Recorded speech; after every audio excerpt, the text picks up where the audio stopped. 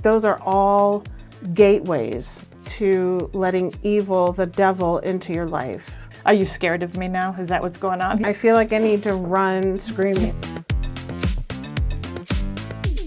Today we're talking about things Christians hate. Yeah. Things that we should not be doing because they allow the devil to come in. The devil to come in? Yeah. Did you know, Alycia, that as a woman who likes to wear pants, drink coffee, wear jewelry, which I don't have much on today. And use an umbrella. I do use an umbrella if I need to, absolutely. And has a black cat. Oh, yeah.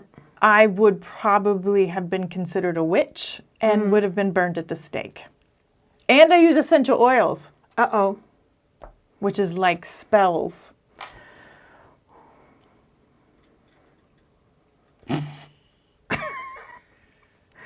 Are you scared of me now? Is that what's going on? Yeah. I am speechless, and I feel like I need to run screaming from the building. Yes. Because the devil has entered this space. Yes, absolutely. I've also read Harry Potter. Oh, yeah. All of them. Yeah. To my children. Because I am, They're tainted. Mm-hmm. Mm-hmm. Well, and then I do yoga. Uh-huh. And I've looked in mirrors. In fact, today I've looked in a mirror more than once. And there's some major problems. I also play cards. And, if you catch me on a good day, or if I've had a glass or two of wine, I might break out into dancing, And so I'm just saying, those are all gateways. Gateways, yes, I love that. They're gateways to letting evil, the devil, into your life. Yes. Now that is a problem because I technically don't believe in the devil, so I don't think the devil exists. So, but this is why Christians have historically hated these things, and some Christians today still hate them. Mm-hmm. And I don't know if you know this, but our producer Matt, he's left-handed. Oh, that explains so much about our podcast. Absolutely does. It just says everything. Say hi, Matt. Everything. Yeah. All right, so what I've done today is I've given us lots of little cards, little snippet things to discuss.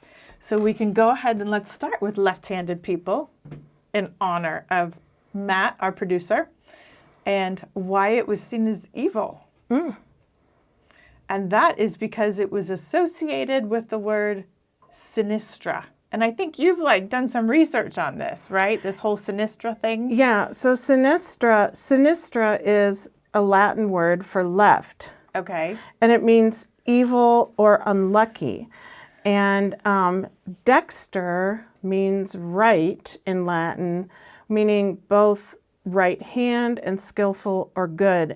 And this created a bias in medieval European Christianity that right is good and left is bad. And then when Christianity spread throughout Europe, it took those associations from the Latin words into their theology. And unfortunately, it had really terrible consequences for people who were left-handed and were forced to do all kinds of painful things because they were considered evil when they used their left hand. Right. There is also going even back further, the left hand was used as toilet paper. Yes. So that was another kind of kept building on that. And Jesus was said to sit at the right hand of God. Yeah. And so, that means that that's the better side. And the right hand is also used as a symbol of blessing, power, and honor in the Bible. Oh, yes. And then, of course, in Matthew, sheep who are the righteous are placed on the right, and goats are the wicked. They represent the wicked in Matthew 25:33, and they are on the left. And so over time, these biblical associations also then came to mean that left was bad, right was good. And less holy, it went on a whole range it was a spectrum from less holy to even cursed. Oh, goodness. Yeah. And so later, like in medieval Europe and things like that, things that were more unusual were considered evil or sinister or something suspicious. And so only about 10% of people apparently are left-handed. So lefties were different. Sorry, producer Matt. And that difference was often equated with danger, sin, witchcraft, letting the devil in, things like that. And so sometimes, part of what happened is like sometimes they would tie the left hand behind kids' backs so that they would learn to write with their right hand or eat with their right hand and not use their dominant hand. And I think that sounds horrifying and terrible. So, but something Christians do because they are fearful. Love it. Yeah. Yes. So much for trusting in God, right? It's like, yeah. And, accepting all of God's amazing and beautiful creation. Nope. Right. We have to decide that some of it is just wrong. Yes, Yep. So, absolutely. All right. Next one. theater and acting. Yes. Yeah. This was considered evil. It was seen as lying, pretending, and therefore sinful. And Puritans banned acting in theater in England for a while during their time period when they were in charge. And I know sometimes people have even seen anyone who's an actor, especially women, as a prostitute. Really? Yeah, they associate someone who is an actress as a prostitute. So, but ironically, back in the day, because women couldn't act, and men would have to cross-dress in order to play the women's roles during Shakespearean time. yes, But apparently it was okay then, not okay today. for some Christians, yes. Yeah. And that is part of the humor of some of Shakespeare's best comedies, like Yes. Twelfth Night. It's a male actor playing a female character who's playing a man in the play. So that's just totally mind-bending. I don't know how they did it, I don't know either. but that's acting at its best, I guess. But what's sad though is like that's just pure like acting, and like I even saw one place where it says you couldn't pretend. I was like, that's all kids do is use their little minds to pretend and to play. I mean, I literally remember saying these words, "Let's pretend." All like the time. every day. Yeah. Every day. Yeah. And apparently that's, according to the Puritans, not okay. And it's like, again, using what God has given you. It feels like they just shut that stuff down. They, whoever they is, the mysterious Christian or religious they, not even Christian, religious they. Part of it is sometimes I wonder, is it just about getting rid of anything that's fun? Yeah. Really? I don't know. Okay. Okay. Now this one is near and dear to my heart, black cats. Because I do have a little black kitty, my little Poe. But for whatever reasons, black cats, well, lots of reasons, they were linked to witches, which witches is a whole nother topic. People believed witches could shapeshift into cats, or that cats were their familiars, their spiritual helpers. And I will say, yeah, Poe sometimes spiritually helps me, yeah. But like in a good way, like they're there, and then that's it. Yeah, we had two cats that came into our lives, and both were black. One was Georgie and one was Ella, and they were amazing and wonderful, and I miss them dearly. So here's another one. This one is mirrors. And the reason mirrors were hated by Christians was because they believed that it reflected the soul, and mirrors could be portals for demons. And then, of course, there's the superstitious belief that if you break a mirror, you're going to have 7 years of bad luck. So, Right. yeah, there's that's also kind of funny that there's those connections with bad luck, even though we hate them. We, as in Christians in general. But doesn't James have a whole thing about mirrors and if you look into the mirror but then forget what you've seen and walk away? So is it good or bad? Maybe there was something that changed about mirrors after the time of James. There must have been something. Somebody went, no, he wasn't talking about actual mirrors. I know. I wonder if that came from Augustine as well. You know what I mean? St. Augustine, man. Sir Hippo, as Betty Sir called Hippo. him from the last episode. And just, maybe, but who knows? Who knows who made that shift from mirrors being okay to something nefarious. Okay. All right. So those are pretty much those are medieval era beliefs that then we start to get into Victorian era. And here's just a few of them. Photography. They feared pictures stole the soul. I don't know where they thought the soul was going, especially if it stole the soul, what were you going to do with the soul? Like, you were still the same person before and after the picture. So I don't quite get that. You're a body without a soul. Where the soul is captured in this zombie? little thing. A zombie. It always comes back to zombies. Zombies, always, yes. And then, of course, women always get such a bad rap. Our clothing choices have always been the subject of, derision and trying to decide what we should wear, what we shouldn't wear, because all of these things, all of the clothes that we wear, whether it's from pants to high heels, to short skirts, to bikinis, to straps, spaghetti straps. Thank you. All of that is just, we're causing our brothers to stumble, and therefore those are gateways to sins. Not our sins, somebody else's, but apparently we're responsible. Women don't seem to share the same concerns about what men wear. I know. It's just not. It's a whole power imbalance here, and. I will say that my dad grew up in an evangelical Lutheran church. I know it's hard to believe that they exist, but they do. And I have two sisters. There were three of us girls in my family. We were not allowed to wear anything but skirts or dresses to church until finally, when I was in 8th grade, which means my older sister would have been in 10th grade.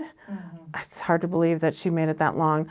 We finally convinced Dad to allow us to wear dress pants to church. But we always had to be, dressed up and everything. But yeah, that whole thing, even I had to deal with that.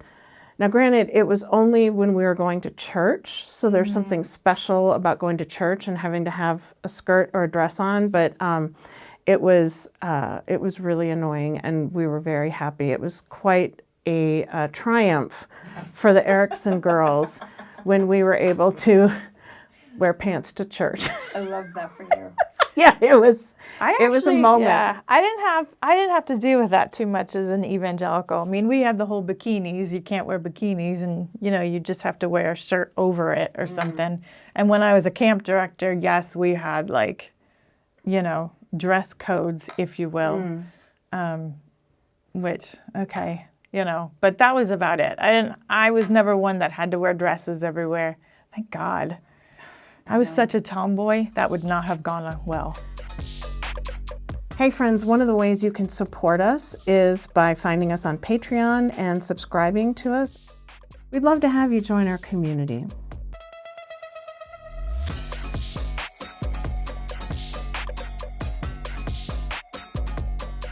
Okay, umbrellas. Oh, umbrellas. Yes, umbrellas were supposedly to have invited bad spirits. Oh.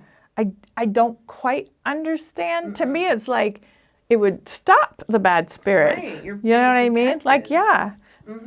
But I guess no. To some Christians, this technology was very scary. And I like how you said that earlier, that that technology piece just kind of scares people. I was an English major in college, and I took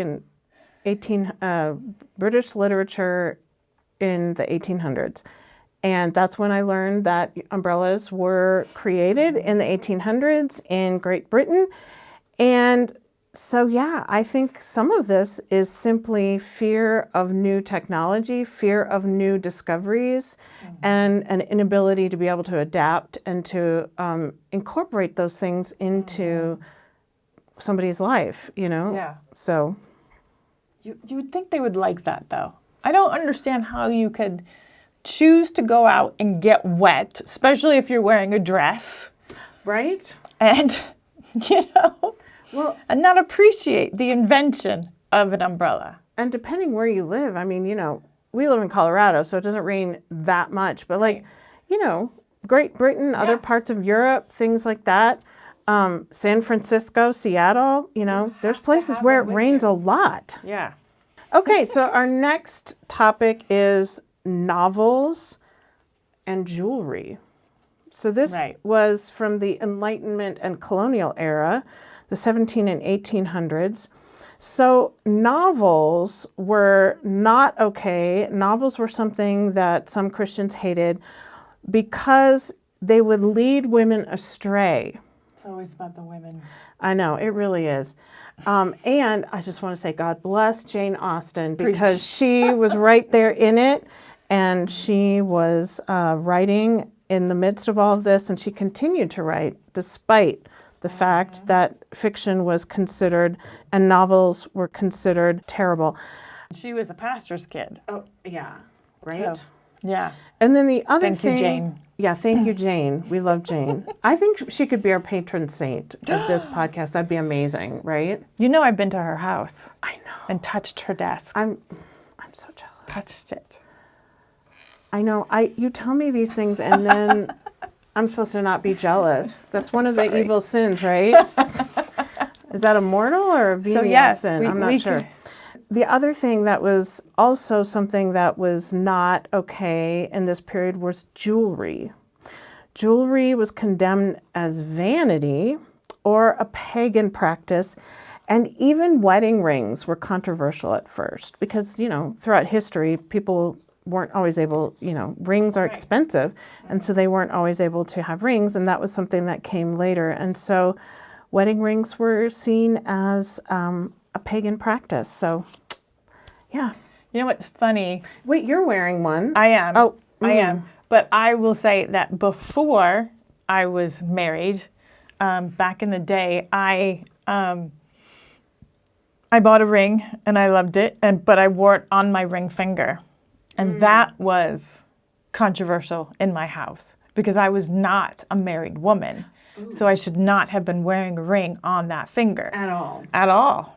It should have been. And so I remember thinking, it's just a ring. It's so funny how people just get so caught up in ideas, traditions. Yeah. To the point where it's does that really matter? Yeah. It seems a lot of this is really about control. Yes. Especially control of women's bodies, women's behavior, whether you are available and single or taken and married. Yes. Okay. Ooh, this next one's good. But speaking of control, dancing. We all loved Footloose. Yeah. Yes, we all remember Footloose. So pretty much just watch Footloose. It was linked to lust, temptation, and pagan ritual. And certain churches, like the Baptists or the Puritans, tried to ban it, believing it stirred up sinful passions. The irony is how many places in the Bible people actually dance. Yeah. David danced before the Lord. And just dancing is not an issue to some of these people, but apparently it should be. Yeah. Well, they know better than the people in the Bible, apparently. That's right, even though we are supposed to, in the same people say that we're supposed to live by the Bible. Right, but don't dance. We're biblically based. But don't dance. Yeah, don't dance. Even though people danced. Yeah. Well, it goes back to this idea of the slippery slope to sin, which we talked about in many episodes ago, but it's a slippery slope to sin. Slippery slope to sin. I can't say that very well. I think you're doing a great job. Okay. I don't think I could. Slippery slope to sin. Oh, I can. There you go. Good job. I did have a lisp as a child, so did you? that's pretty impressive that I could say it. That's amazing. Wow. Yeah, I had to do speech therapy. But I just think little Christine would have been so cute with a little lisp. Okay, so here's one that I would not have been able to survive. Right. Coffee and tea. Yeah. Whoa. Okay, so this was in the Renaissance and the early modern period. So this was like the 1500s to the 1700s. Although even today there are still Christians and people who Yeah. are associated with Christianity Certain who religions, yeah. say you cannot drink coffee or tea or anything with caffeine. So in the 1500s, coffee was called the devil's drink in some parts of Europe because it came from the Muslim world. And some clergy tried to ban it until Pope Clement VIII tried it and declared it delicious. And a nectar of the gods, I'm sure. That's what I call it. A nectar of the gods. Yeah. And other Christian groups then later considered tea, coffee, or even soda evil for their addictive qualities. People Right. getting addicted to something. I can understand the addiction side of things. Yes. However, coffee, tea, soda, in and of itself, I have a hard time seeing as of the devil or evil or Right. the devil's drink. The devil's drink, no. Drink up. Cheers. Yes.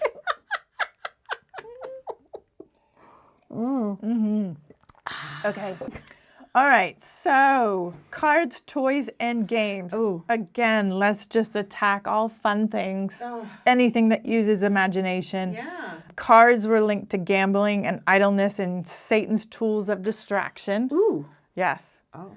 Dungeons and Dragons. This is a Well- big one in the 1980s. Yes, that was huge. And for me, this was interesting because because I was an only child of divorced parents, and I had one set of parents that were completely right-wing, conservative, religious, PTL.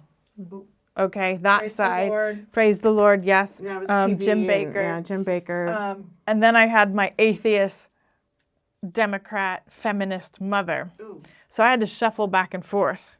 So I remember when I would go to visit my mother, because I would usually spend summers with her. I didn't live with her. She would always, because she still had to work. She couldn't just take a whole time off. So she would find like a day camp or something for me to go to during the time that she was at work.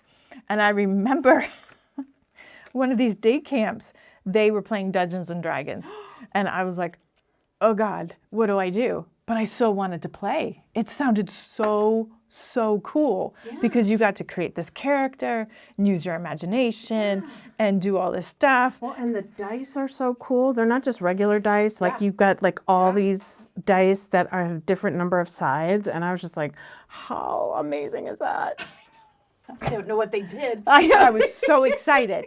And I remember creating my character. I can still remember her name to this day. It was Cassandra. And I just had so much fun. But unfortunately, because I was only there for a few weeks, I didn't really get to participate fully in the whole Dungeons and Dragons thing. But I got to tell you, the guilt that I felt just from enjoying Dungeons and Dragons, and I never told my dad and stepmother until today. Is this true Yeah, I know that's what I did and that I actually kind of enjoyed it. We're wiping the slate clean Yeah. here. Yeah, and what's really funny is that my kids today are huge Dungeons and Dragons people. Because I guess it kind of made a comeback, it feels like. I don't know. Like, it was big during the 80s, and then it kind of went, And then now it's like my older adult children love playing this, which is crazy. Yeah, I remember we had two boy cousins on my dad's side of the family, and they were allowed to play Dungeons and Dragons. And my parents were very clear that we were not allowed, that was, not okay. So we never played it. And then later, I just think this is so ironic. And so both my parents have died, but in the pandemic, our whole family started doing, we called it the Associated Erickson's Adventuring Company. And we started playing Dungeons and Dragons online during the pandemic Oh my goodness. with my nieces and nephews and my sisters. and it was very fun. And That so sounds awesome. that was great. And I just think, I wonder, I'm like, okay, would mom and dad be happy about that, or would they be turning over in their graves because of that? And I would hope that they would be happy about that we were connecting like that, and be less afraid about the spiritual implications for our eternal salvation for playing Dungeons and Dragons. But, you know, who knows? So mom and dad, let me know. Yeah. Oh, we're not allowed to talk to the dead. No, we don't. No, you can't right, talk to the sorry. dead. Whoops, So let me don't drink my let us coffee. know. The devil's drink. Pokemon cards apparently is seen as summoning creatures. Oh, okay. Yeah. Ouija boards. Now that's a big one. That's a big one. I mean, going back to talking to the dead, you're not really specifically supposed to talk to the dead. Yeah. I don't know if anybody noticed though, but Jesus did talk to Lazarus and he was dead. But I mean, like, you know, I guess There's just no on a Ouija daily board involved there. No, he just yelled out. Yeah. Okay. Yeah. Mhm. And then But he summoned them. Yeah, Yeah, he summoned. summoned. Yeah. But I mean, but still, we're not supposed to talk to the dead. Yeah. Jesus can. It's hard to know who you're really talking to, though, on a Ouija board, because it Right. could just be the people who are at the table with you. Absolutely. Yeah. We don't know. I mean, but it's But Somebody's pushing the. somebody. Yeah. But you definitely. I think I used to always say when I was little, like, let's just not touch it and see if it works, and it wouldn't. It wouldn't go. What's up, fellow rejects? Don't forget to hit the subscribe button. In fact, do it right now before you clear your mind and the devil comes in. Do it right now.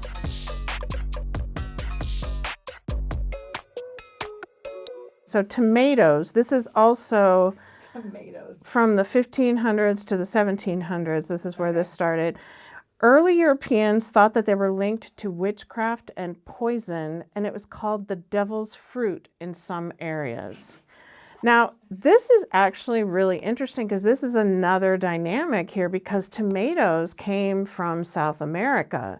So they were a product of colonization of South and Central America by Europeans. And so potatoes are also, Bananas. but yeah, there's a lot of things that became very much associated with European cuisine that are not at all European in origin.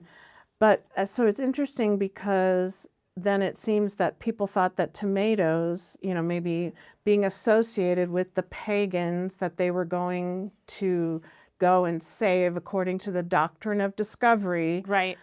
That allowed Christopher Columbus to head over and all the other explorers. And so I wonder, there must have been some association with the pagan peoples that the tomatoes came from. I don't know, but corn is another one. Corn, Yeah. certain kinds of beans. So Next topic. Okay, here we go. Witches and brooms. Here we go. Renaissance and early modern 1500s to 1700s. But the Hebrew Bible warns against witchcraft, divination, and sorcery. You shall not permit a sorceress to live. So that's Exodus 22:18. And that, unfortunately, caused the death of many a woman through the ages, who, interestingly enough, now hear me out. I'm going to say something possibly controversial here. okay. Okay. Now the reason. Would be new. Yeah, I know. Okay. The reason was because witches were people that would use things to create healing outside of God.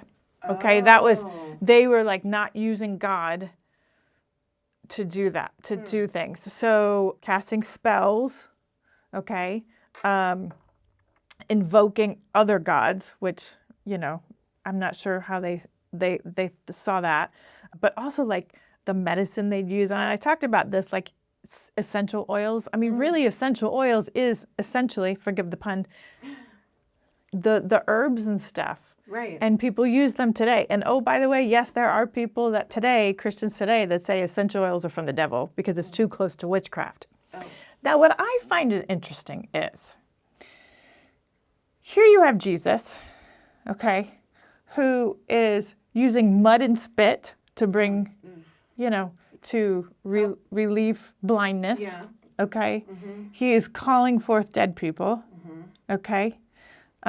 and some people like to call Lazarus the zombie. He's healing people, not necessarily with God, within himself. So why was he not necessarily seen as bad? Now, I know people will go, oh, that's because Jesus is the Son of God, blah, blah, blah, blah, blah. But I don't remember him because the other thing is too, after he does all those things, doesn't he look at all his disciples and says, you will do these things and greater? Yeah. So why were these women so persecuted when they started, quote unquote, using herbs, using dirt, using stuff to make things to help people feel better? Because they are women doing this. Yes. I mean, are we back to patriarchy, power, all of that sort of thing, and the attempt to control women's behavior, women's clothing, their all practices? Yeah, control them. I mean, I just find that interesting. It's like it's when you really get down to brass tacks. What is the difference?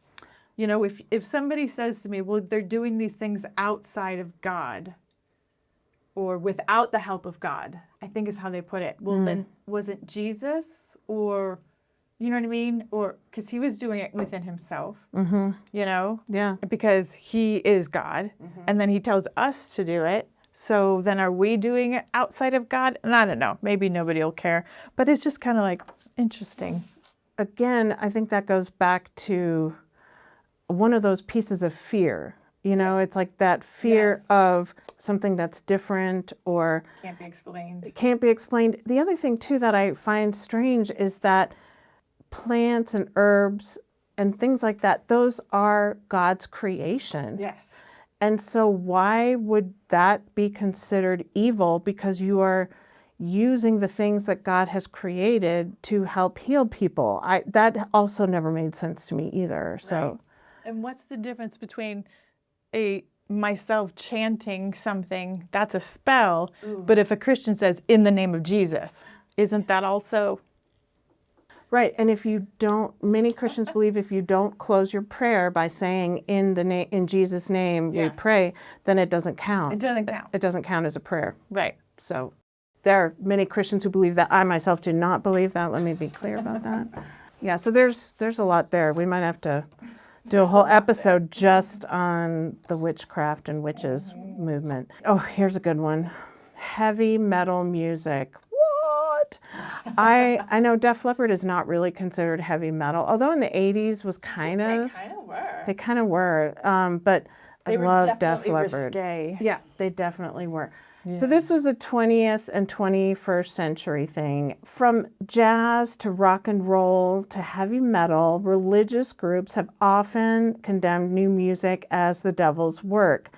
And, you know, really, I think this goes back to the slippery slope because this leads to dancing, which leads to sex. Yeah. So it's associated with sexuality, rebellion, or worldliness.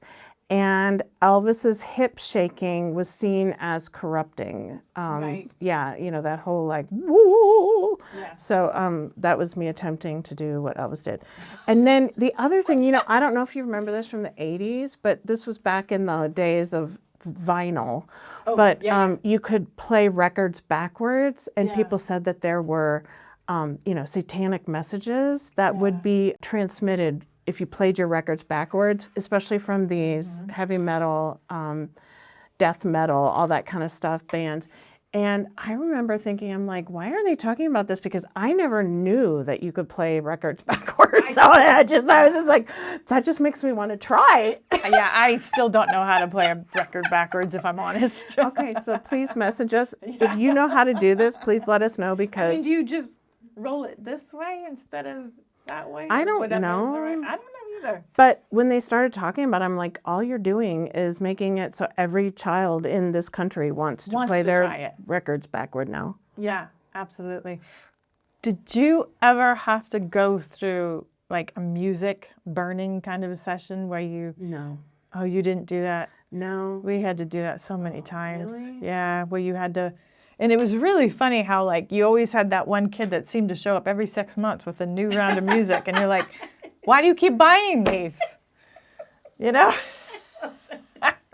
But yes, certain music was, rap music became very, very controversial. Yes. Heavy metal, anything Ozzy Osbourne. So if you rest had his soul. those things, you had to bring them and then you burned them? Yes, because they On a were of the bonfire? devil. Yes. Wow. Yeah, the tapes and pull them out. Yeah, I don't know. My Crazy. parents were really not into burning things like that.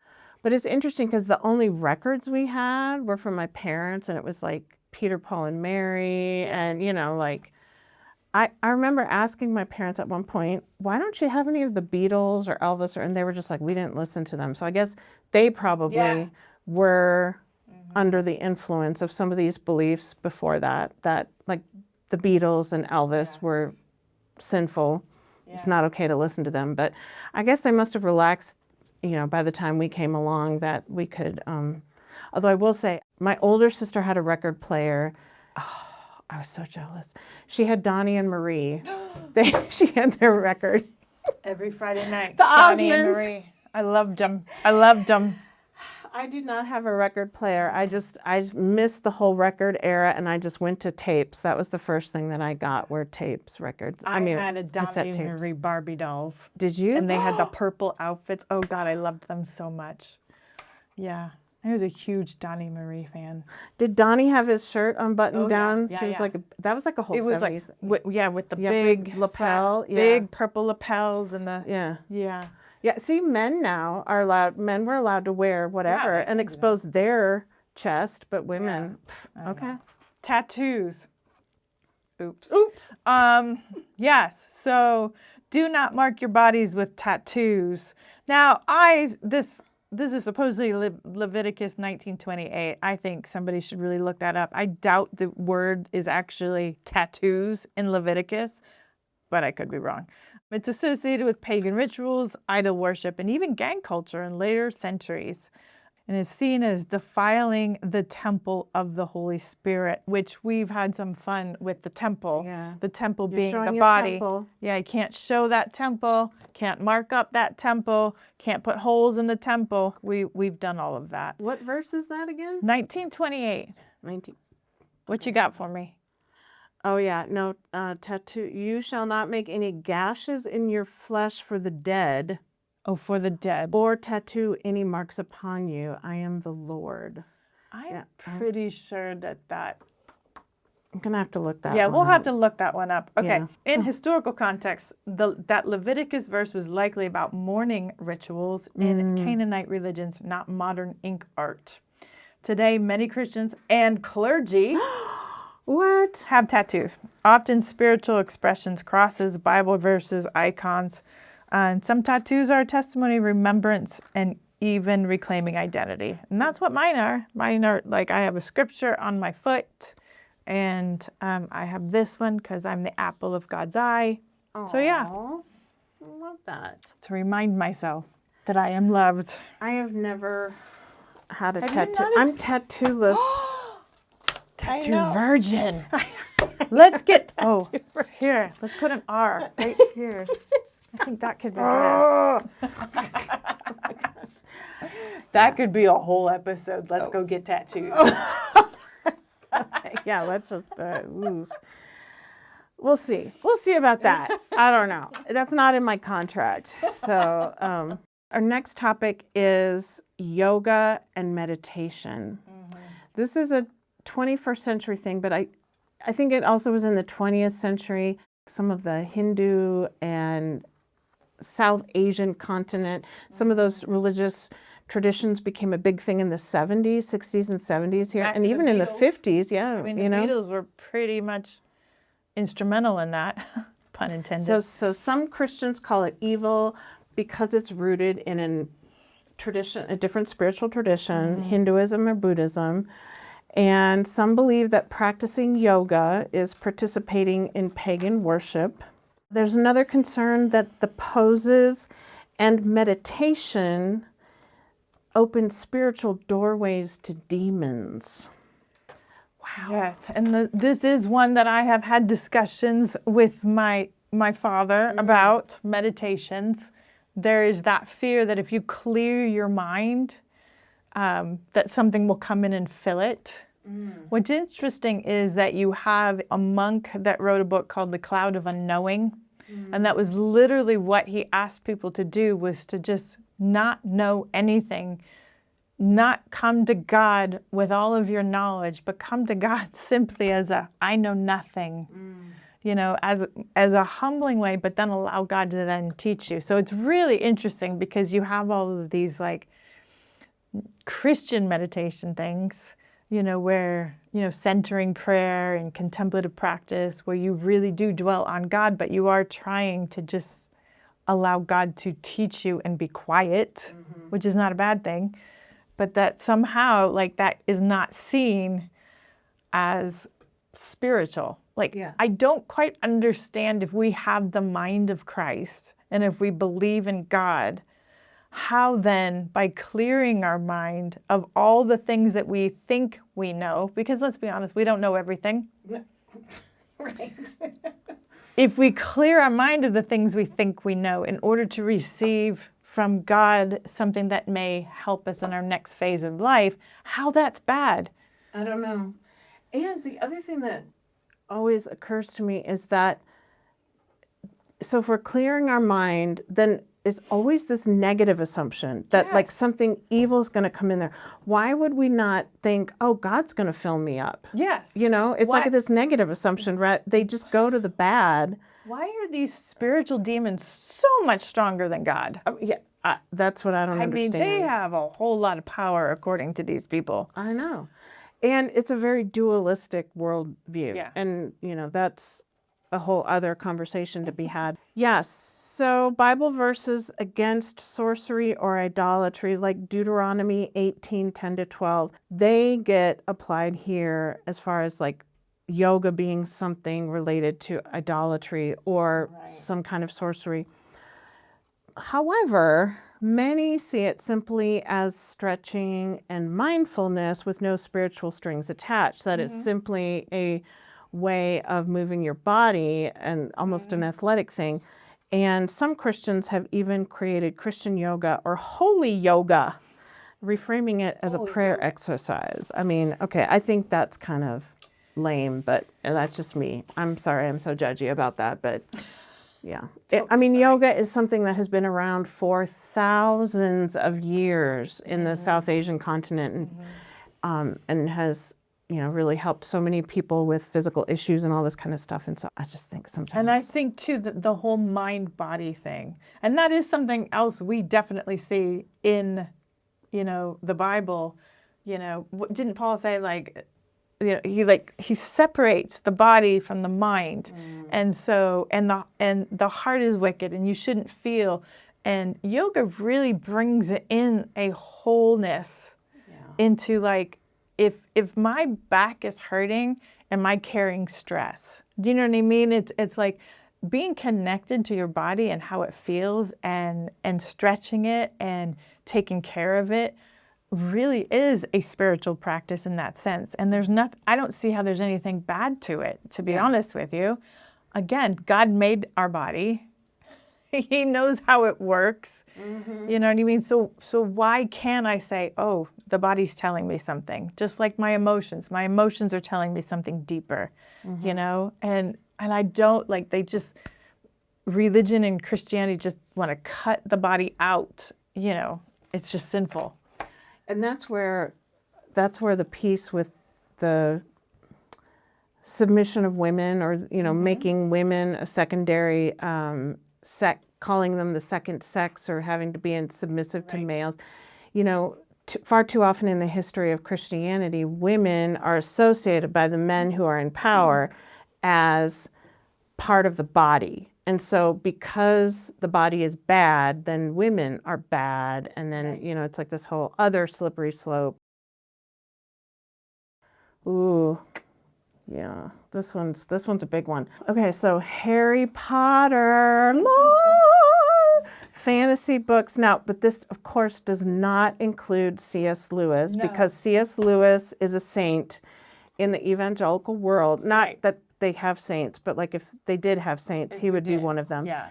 And so Harry Potter, I will say I would add to it Star Wars as well, because my aunt who is who became a charismatic Christian in the 70s and 80s, Star Wars was of the devil. So, so this is where that thinking comes from.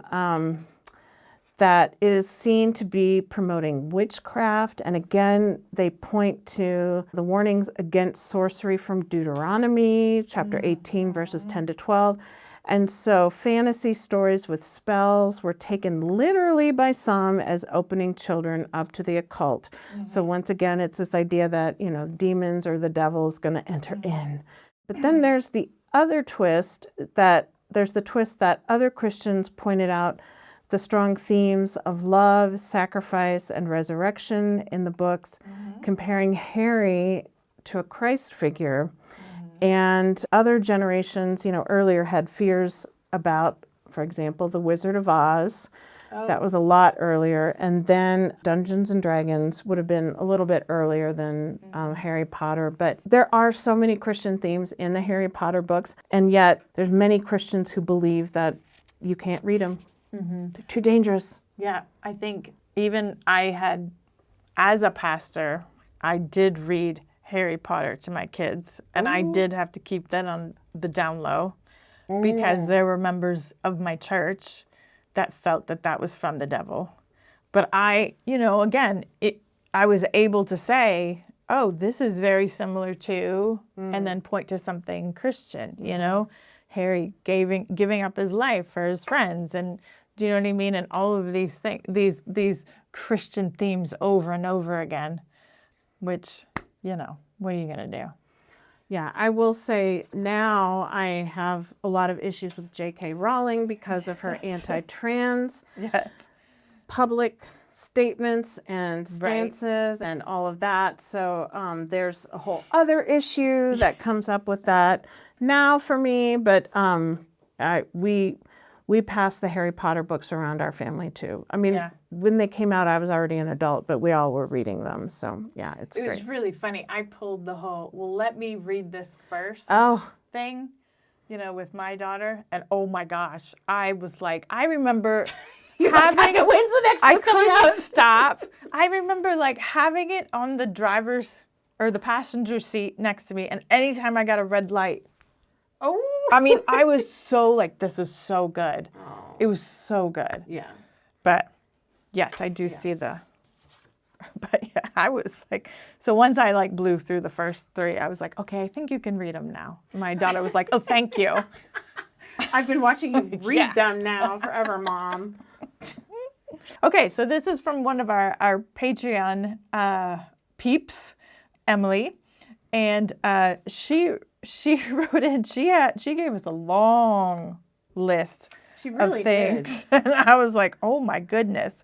Yeah. What did she say? She basically lived in the Footloose church. That was the kind of church she grew up in. Pretty much. The Footloose movie from the 80s. Mm-hmm. So she talked about Barbie. Sorry, Emily. I'm sorry. Yeah. That's what. But she said, they weren't allowed to play with Barbies, and it's interesting. It's you would think by the time Emily, because she's a little bit younger than us, but by the time that Emily probably came to playing with Barbies, Barbie had started. I mean, it was after the feminist movement, so now people were clamoring for Barbies to be more work oriented. Whereas back in the day, I'm sure it wasn't an issue, but the moment those women, those Barbies came out as doctors and this and astronauts, apparently she couldn't play with them because that promoted something other than what is a scriptural idea of what a woman should be. A prescribed gender role about a woman being a stay-at-home mom. Yes, because that was not Barbie. Listen, that woman could not have stood on those heels and be a stay-at-home mom. No. I mean, they just didn't even make her right anyway. Yeah. I will say this was one area, I think it was for different reasons, but I was not allowed to have a Barbie. I had to have a doll named Sandy, which was a different kind of, it was like a Barbie, but less busty. I was going to say, did she not have big boobs? How did I know she had smaller boobs? And her feet were not formed for high heels. But her name was Sandy, and I just thought that was really lame. Did Sandy carry a Bible? No. Oh, okay. No, Sandy had no Bible. I don't know where Sandy came from. I guess I should look this up. We should look this up. This could be good. Who Sandy was, but Yeah. Sandy never took off like Barbie did. No. Emily also mentioned, and I didn't even think about this, but philosophy. Wisdom of the world is foolishness. Yeah. So, and we are not of this world. So too close to Eastern religion and probably other religions. So they were not allowed to like do philosophy classes and things like that. Then goth emo. Oh, yeah. And anything black. Yeah, anything black. Anything black. Like if you dressed in black, you must be evil. You know, that whole idea. If you had that heavy eyeliner and all that stuff. Yeah. And somehow that was representing Satan because it was black. All right. Well, and then, you know, Disney and Disney movies and all of these things that were supposedly hidden in the cartoons for children that subliminally. Those subliminal messages, Yes. those were a big thing. Yes. Especially, again, in the 80s, and I don't know, maybe earlier, but that was a big thing I remember, that Disney had subliminal messages Yeah. that were dangerous. Which, yeah. I mean, maybe they did, but again. I know, I never saw them, or maybe I didn't, and it explained so maybe much that's about why my... we're here. Yeah, I mean, listen. It led to us being religious rejects. Exactly. Exactly. So I guess we can't count that one out. Yeah, I guess not. Thanks for tuning in. Up next, will the rejects keep, rethink, or reject today's topic? Stay with us. Obviously, we were rejecting pretty much all of these. But do you have any final thoughts on just... There's these themes that we see: fear of something new, fear of a new discovery or new technology, like the umbrella. Yeah. There's also this side of it where it's about control, especially control of women in various ways, the way they dress, the way they behave, things like that. It seems to really undermine this idea of God being a powerful God. Yeah. That's that piece of, you know, well, how are all these demons and devils and all that stuff so much more powerful than God is? And I think that's a really good question. Yeah. I honestly wonder if some of the people who came up with these beliefs had mental health issues that were unknown at the time, because mental health and mental illness was not as well defined, you know? Yeah. And it's like, I wonder if some of this stuff comes from a form of a mental illness, and then they were in a position of power and they were able to impose that then on Oh, wow. a whole lot of people. I don't know. Yeah. Just something I've wondered about at times. Things that keep you up at night. Yeah, it's exactly. No. How about you? Any final thoughts for you? You know, the same kind of thing. I mean, I'm always like just amazed at how much women are constantly being shut down, put in a box, do this, don't do that kind of a thing. And I mean, and we're seeing it again today, like in current times, and it's making me go, oh my goodness, how are we here again? You know, all these current, you know, pastors getting these platforms that believe that women should just be at home and should not have a say. We shouldn't even have a vote, according to some now. I know. And it's like, oh, okay, you know, somehow being myself, who God made me to be, is so offensive and fearful to so many Christians. I don't get it. And so often women are made responsible for men's reaction or men's sexuality or men's issues with women, and it's like, why are women made responsible for what men are like? Well, there's sins. I think it all began with Adam, because he blamed Eve. Yeah. You know, she Right. made me do it. I was Yeah. like, okay. Yeah. I know. Okay. Yeah. Anyway, but yeah, I mean, so that's frustrating to see this. I mean, and obviously I would have been burned at the stake because I would have probably, said too much, spoke up, was too opinionated, had a black cat, probably used, ate tomatoes. I mean, Drinks coffee. You You have a tattoo. You have more I have than a one. I do. So I mean, like all of those things, and it's just like, wow, I would not have been accepted. Thank God I'm kind of accepted today, but I can't even imagine. No.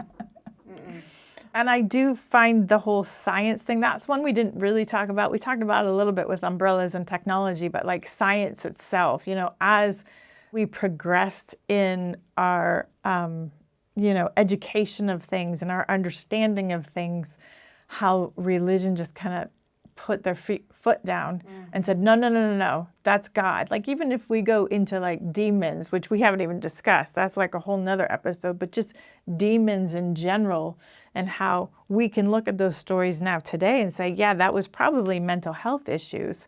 It probably had nothing to do.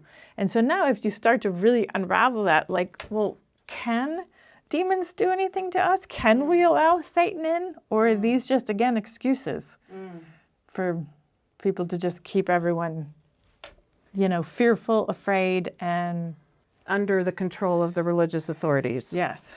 Which it seems to me that's what Jesus came to help change and shift. And that living a life of love and care for the neighbor was more important than any of the rest of it. Yes.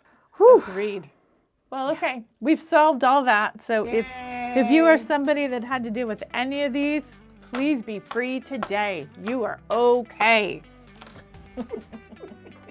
If we missed any, or if there's any other superstitions that you are familiar, or if you have a personal experience with one of these that we've already talked about today, we'd love to hear about it. So please share your comments. You can find us at religiousrejects.com. We'd love to hear your stories and experiences with some of these things.